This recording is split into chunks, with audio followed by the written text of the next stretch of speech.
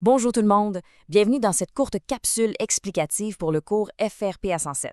Aujourd'hui, on va parler de vocabulaire, puis pour rendre ça super simple, on va imaginer que les mots, c'est comme des vêtements de travail. On s'entend que selon la situation, on doit parfois changer de tenue pour bien paraître, même si on garde exactement le même but en tête. Avec les mots, c'est en plein ça qu'on va faire. Il y a un problème vraiment super courant quand on rédige un CV ou une lettre de présentation, la fameuse répétition. Mettons qu'on a le mot emploi 3 fois dans le même petit paragraphe, ça finit par alourdir le texte, on va se le dire. Mais bonne nouvelle, il y a une solution toute simple pour régler ça sans se casser la tête. Et cette solution magique-là, c'est le synonyme. En gros, un synonyme, c'est tout bêtement un mot qui veut dire la même chose, ou presque, qu'un autre mot. Si on reprend notre image de tantôt, c'est comme échanger une chemise de travail bleue pour une chemise de travail grise.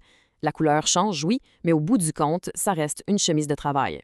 Faisons un lien avec le premier texte qu'on a vu sur l'intégration au marché du travail québécois. Au lieu d'écrire un emploi à répétition, on peut juste le remplacer par un travail. C'est super simple, mais ça fait toute la différence. Le texte devient tout de suite plus professionnel et vraiment plus agréable à lire. Bon, maintenant, pensons au deuxième outil de la journée, l'antonyme. Ça, c'est un mot qui a un sens complètement opposé. C'est vraiment le contraire. Pour donner une idée, c'est le contraste total qu'on vit entre travailler sur le quart de jour puis travailler sur le quart de nuit. Un bon exemple, c'est le deuxième texte, celui sur la candidature pour le poste de commis d'entrepôt. Mettons qu'on veut montrer une évolution positive dans notre parcours, on peut dire qu'on passe d'un milieu de travail bruyant à un milieu de travail calme. Les antonymes, ça sert exactement à ça, montrer un changement clair et net pour le futur professionnel. Là, il y a juste une seule petite règle d'or à retenir pour que ça fonctionne bien. Les mots qu'on échange doivent toujours faire partie de la même classe.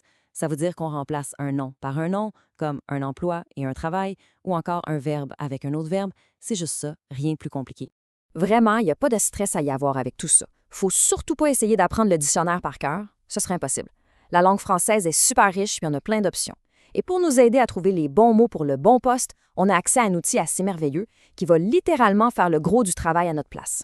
Et ce petit outil secret-là, c'est le dictionnaire en ligne Usito.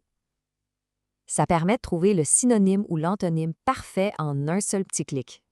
Ça fait que, la prochaine fois qu'un mot se répète trop, pourquoi ne pas laisser Usito nous proposer une toute nouvelle tenue de travail? Qui sait à quel point ça pourrait complètement transformer la prochaine lettre de présentation?